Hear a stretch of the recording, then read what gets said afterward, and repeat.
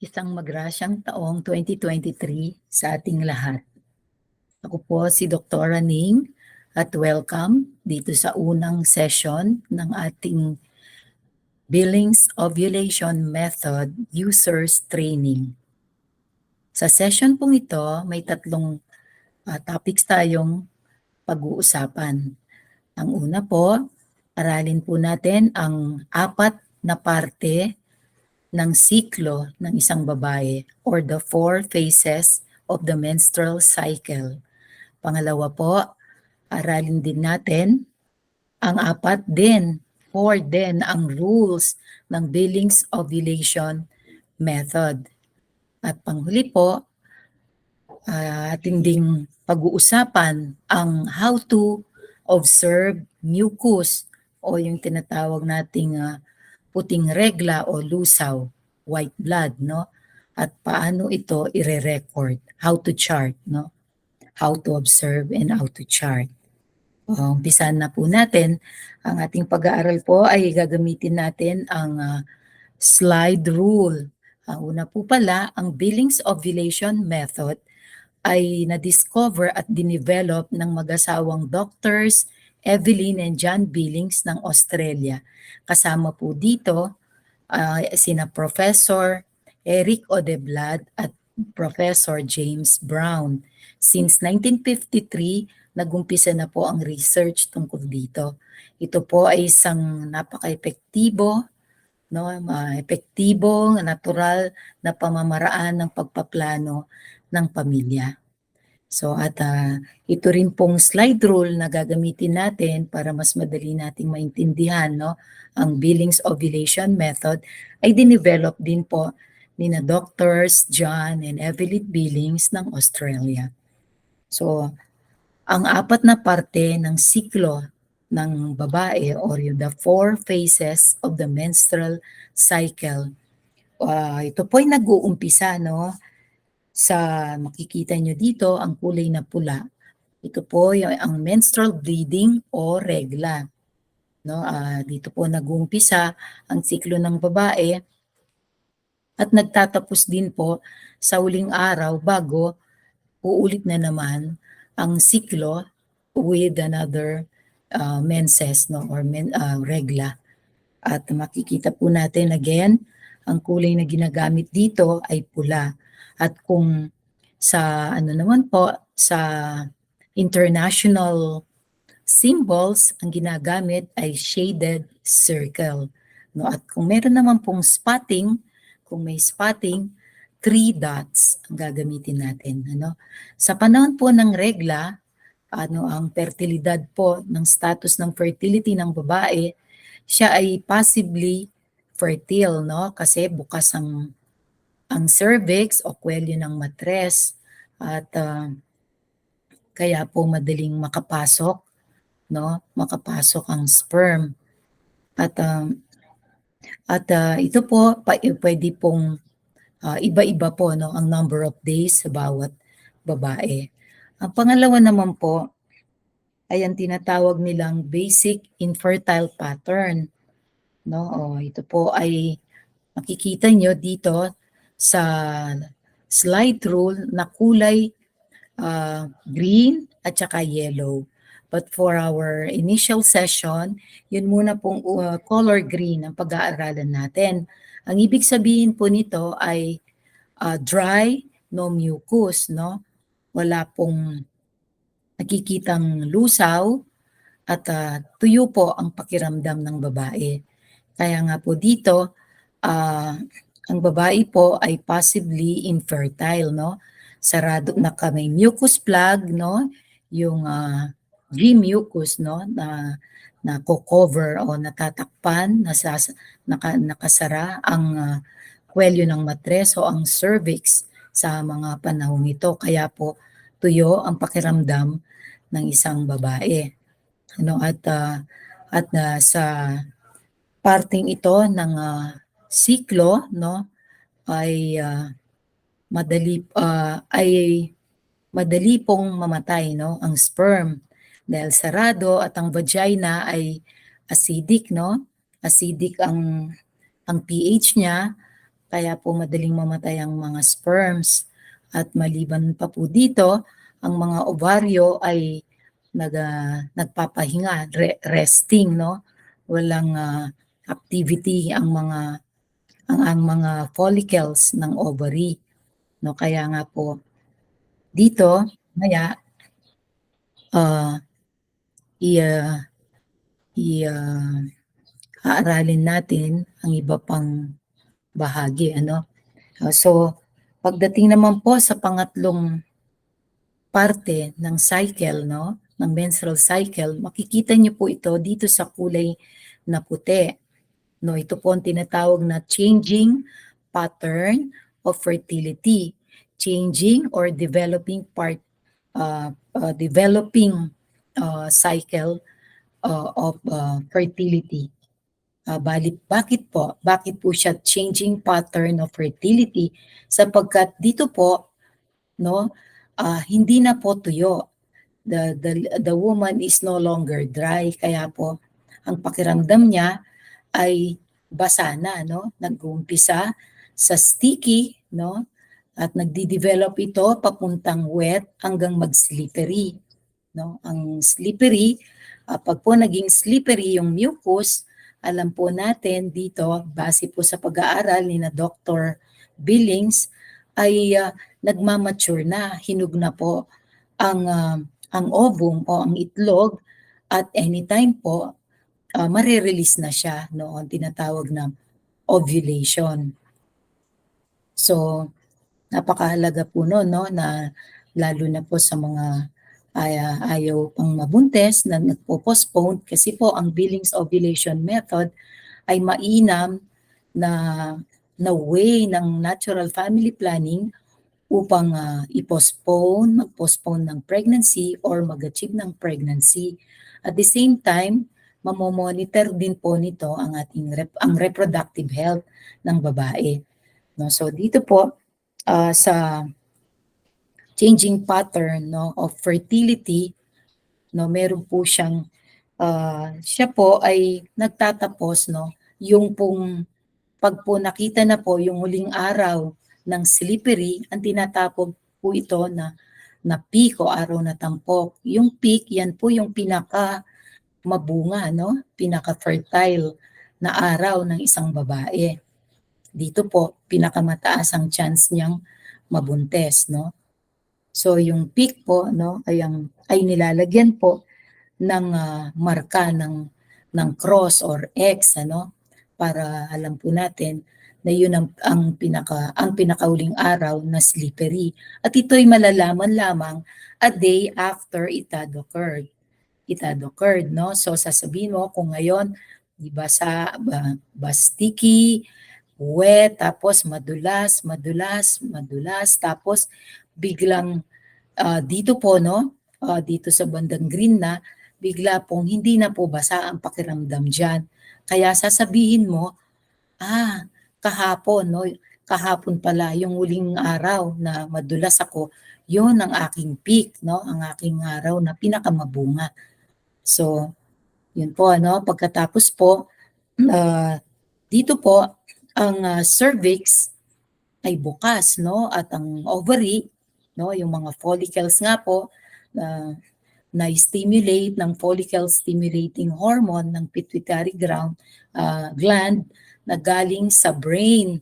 At ito naman pong ovary po ay ni-stimulate niya ang production ng estrogen. Kaya nga po nagkakaroon ng pagbabago, nagkakaroon ng changing or developing pattern ng fertility or mucus dahil po dun sa iba't ibang level ng estrogen, ano? Yung estrogen po yan, sabi nga nila, it is the primary female sex hormone that gives us a sense of well-being. Ano? So, pero po, bukas pa rin po ang matres hanggang sa pangatlong araw. After po na ma-determine yung peak, no? Karamihan po ng mga babae ay dito po sa peak sila nag-ovulate o nagre-release ng egg, no? At pero meron pa rin pong mga babae, no, na pwedeng mag-ovulate day 1 after the peak, and fewer number, pwede pa rin po day 2 after the peak. Since ang haba po ng buhay, no, duration po ng egg o ng itlog ay maximum pong 24 hours, kaya nga po hanggang dun sa day 3, no, buhay pa yung egg at bukas pa po yung cervix o kwelyo ng matres, kaya pwede pa pong mabuntis. Dun sa mga nagpo-postpone ng pregnancy, kailangan po nating itandaan yon, ano, na merong palugit na 1, 2, 3, no, pang-apat na araw pa lamang po, pagkagaling sa peak day, doon pa lamang po, no, hindi fertile, no, sarado ang kwelyo ng matres o ng cervix, kaya po doon po, no, mamaya po babanggitin ko yung mga 4 rules, maintindihan natin bakit po sa day 4 sa araw pwede na pong magtalik o mag-intercourse ang mag-asawa, no, na lalo na po kung nagpo-postpone ng pregnancy. And of course po, ang pangapat na parte, na fourth part of the menstrual cycle is the luteal phase. Ano? Actually po, ang luteal phase, nag-uumpisa po siya yung day, unang araw, pagkatapos ng peak day. At ito ay usually within 11 to 16 days. Ano? 11 to 16 days. At kung talaga pong normal pattern, no, yung nagkaroon ng developing pattern of fertility at nagkaroon ng peak ang isang babae, no, ito po ay masusundan uli ng regla. So, the start of another cycle, no? So again po, 4 phases of the cycle, no, menses, basic infertile pattern, no? And then sa itong puti po, hanggang sa 1, 2, 3, no? Yan po yung okay po, hanggang dito sa X, no, sa peak ang ating changing pattern of fertility. At pagkatapos po yung pangapat, yung luteal phase starts po a day after the peak and usually lasts 11 to 16 days. Ano po? So again, dito po sa regla, possibly fertile at bukas po ang cervix. Dito po sa basic infertile pattern, sarado ang cervix at possibly infertile. Dito po sa changing pattern of fertility or mucus, fertile po, no, ang babae at bukas po ang ating cervix. At dito sa luteal phase, 4th day, pang-apat na araw ng luteal phase, sarado na po ang cervix, no? Kaya po until the 11 to 16 days, siya po ay infertile. At napakahalaga po nun sa mga nagpo-postpone ng pregnancy. So ngayon naman po, dumako naman tayo doon po sa tinatawag na, so 4 na parte ng siklo, kaya 4 din po yung commandments o yung rules ng Billings ovulation method.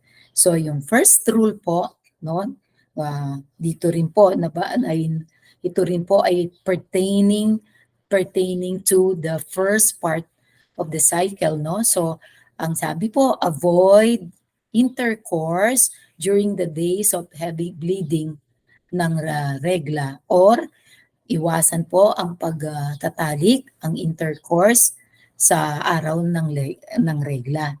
Ano? Kasi nga po, kung nagpo-postpone ng pregnancy, no, pwede po kasing ang lalo na po, no, mababanggit ko dito yung short, average, at saka yung cycle, no, yung cycle na long. So ito po, nadidefine lamang na dito sa haba ng basic infertile pattern. Kasi po, no, pwede po kasing mawala yon, no, pwedeng mawala sa short cycle, kaya nga po pwedeng matakpan lamang ng regla yung mucus o yung lusaw, no, yung pala nandun ka na pala dun sa next third phase of the cycle, no? Kaya pwedeng mabuntis.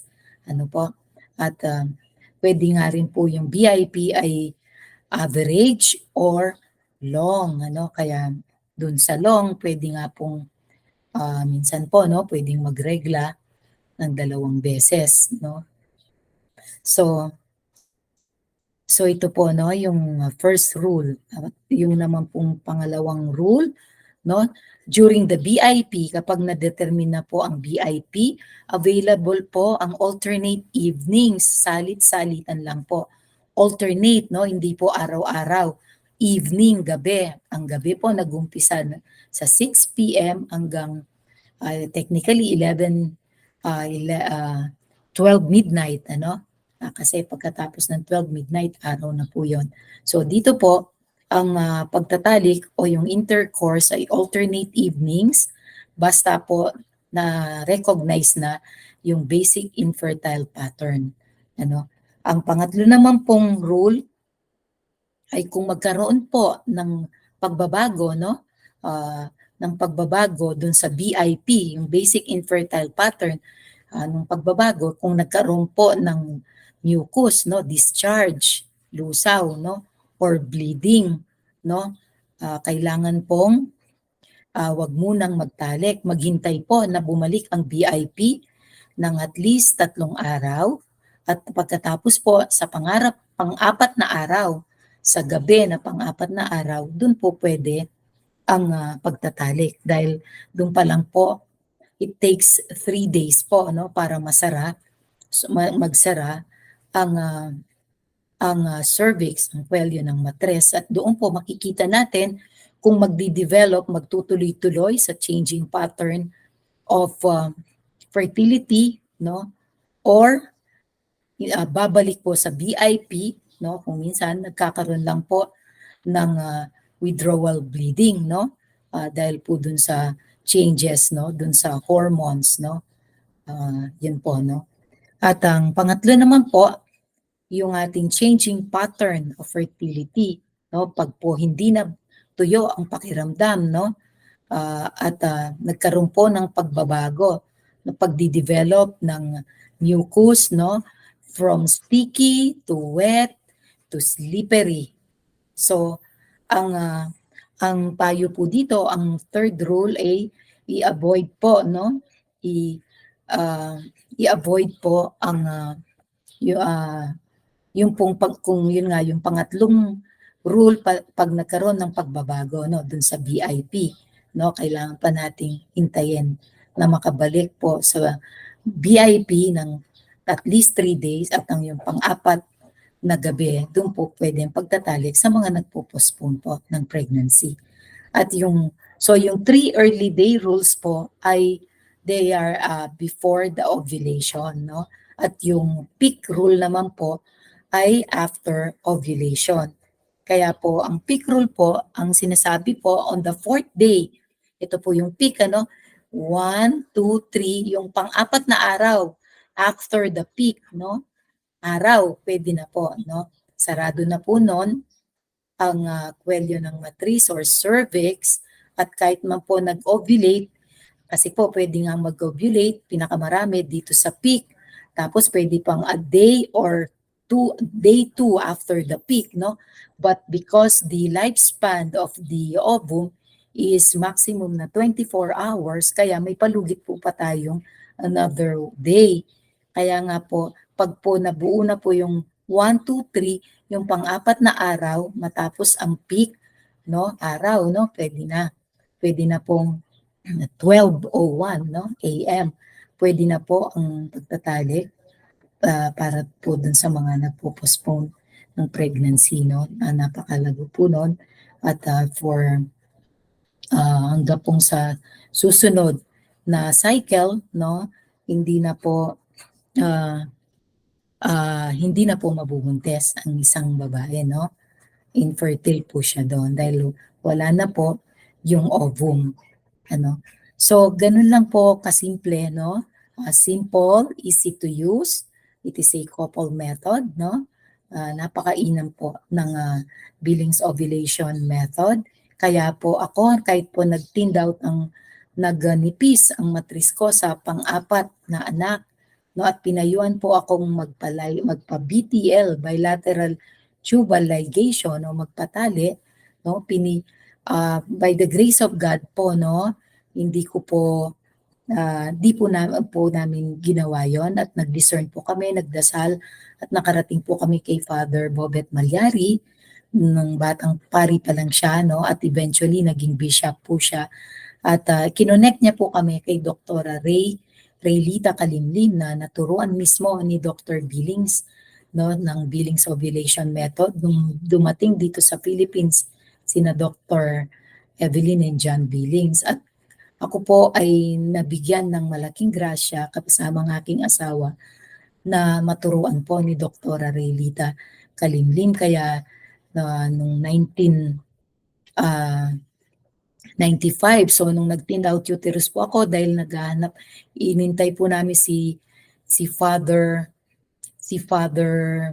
Bobet, naghintay po ng 8 months. 8 months abstinence ang aking asawa para po matutunan kung ano, para po malaman namin anong ipapayo niya. At pinayuhan nga po niya kami na mag-aral ng Billings Ovulation Method through Dr. Raylita Kalimlim.